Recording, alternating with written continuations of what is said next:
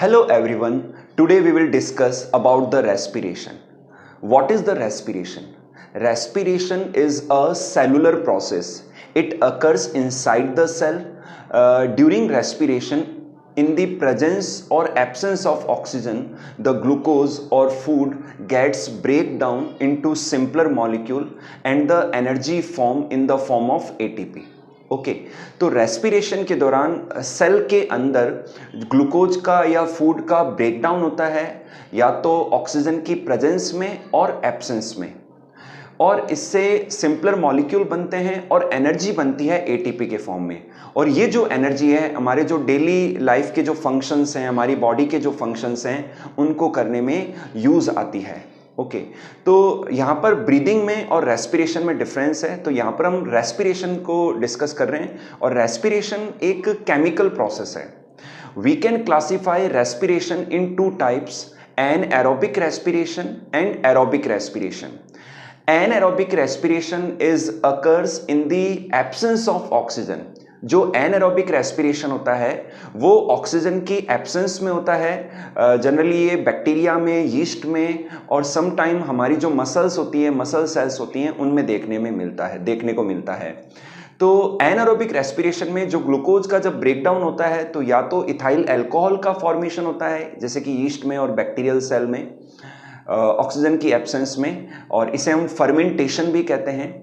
या फिर कभी कभी मसल सेल्स के अंदर during the lack of oxygen जो है एनारोबिक रेस्पिरेशन होता है और लैक्टिक एसिड का प्रोडक्शन होता है। तो एनारोबिक रेस्पिरेशन को एट फर्स्ट हम एक फ्लो चार्ट से समझ सकते हैं। This is the flow chart of various pathways of glucose breakdown. तो इस पाथवेज के फ्लो चार्ट के द्वारा हम एरोबिक एंड एनारोबिक रेस्पिरेशन दोनों को डिस्कस करेंगे।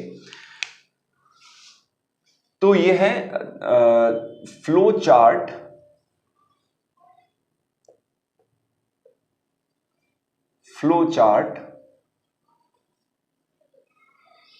showing various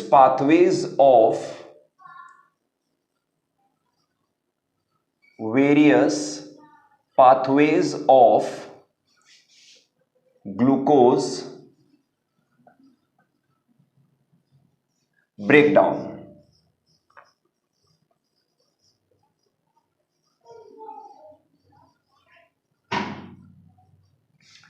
ठीक है, तो यहां पर सबसे पहले देखते हैं कि जो ग्लूकोज है ड्यूरिंग रेस्पिरेशन, ये सभी में कॉमन होता है कि जो रेस्पिरेशन का जो फर्स्ट साइकिल है या जो फर्स्ट स्टेज है that is glycolysis.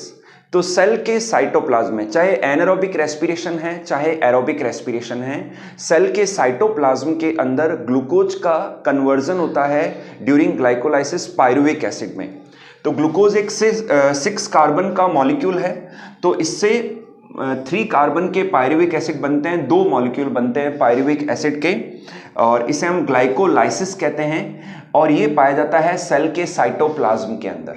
Okay, after that anaerobic respiration के दौरान यीस्ट सेल में एंड बैक्टीरियल सेल में इन द एब्सेंस ऑफ ऑक्सीजन ये जो पायरुविक एसिड है ये कन्वर्ट होता है इथाइल अल्कोहल में, साथ में CO2 गैस रिलीज होती है एंड बहुत ही कम एनर्जी बनती है। 2 ATP एनर्जी के बनते हैं। Okay, again in yeast cell and in bacterial cell in the absence of oxygen pyruvic acid converts into the ethyl alcohol and CO2 gas is releases there and only 2 ATP molecules are formed there।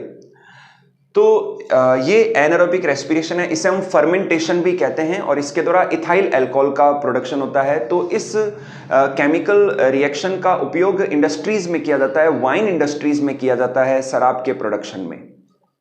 Second, कि जब कभी हम बहुत ज़्यादा exercise करते हैं, बहुत ज़्यादा रनिंग करते हैं, तो हमारी मसल्स को जितनी ऑक्सीजन की रिक्वायरमेंट होती है उतनी ऑक्सीजन सप्लाई कंसिस्टेंटली नहीं हो पाती है।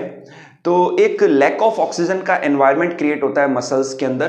तो during the lack of oxygen in muscle cells ये जो पायरुविक एसिड है ये कन्वर्ट होता है लैक्टिक एसिड में एंड यहाँ भी 2 ATP मॉलिक्यूल बनते हैं एनर्जी के। नेक्स्ट लेते हैं ये जो दो रिएक्शन है ये एनारोबिक रेस्पिरेशन की है। अब हम बात करेंगे एरोबिक रेस्पिरेशन की।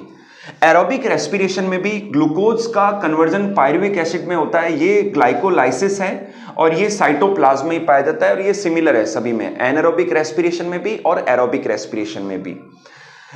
एरोबिक रेस्पिरेशन में अब ये जो पायरुविक एसिड है इसका आगे का जो कन्वर्जन होता है वो माइटोकॉन्ड्रिया के अंदर होता है, in the presence of oxygen होता है।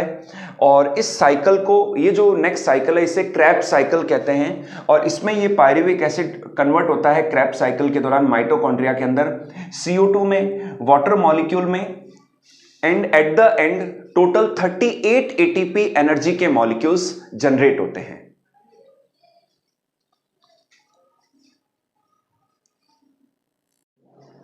तो इस तरीके से आपने देखा कि एरोबिक रेस्पिरेशन में ग्लाइकोलाइसिस तक सेम चलता है, लेकिन ग्लाइकोलाइसिस के जो बाद का जो प्रोसेस है एरोबिक रेस्पिरेशन में वो माइटोकॉन्ड्रिया के अंदर पाया जाता है, इसे हम क्रेब्स साइकिल कहते हैं। और जो एरोबिक रेस्पिरेशन में लार्ज अमाउंट में एनर्जी फॉर्म होती है, 38 ATP मॉलिक्यूल्स से बनते हैं यहाँ पर।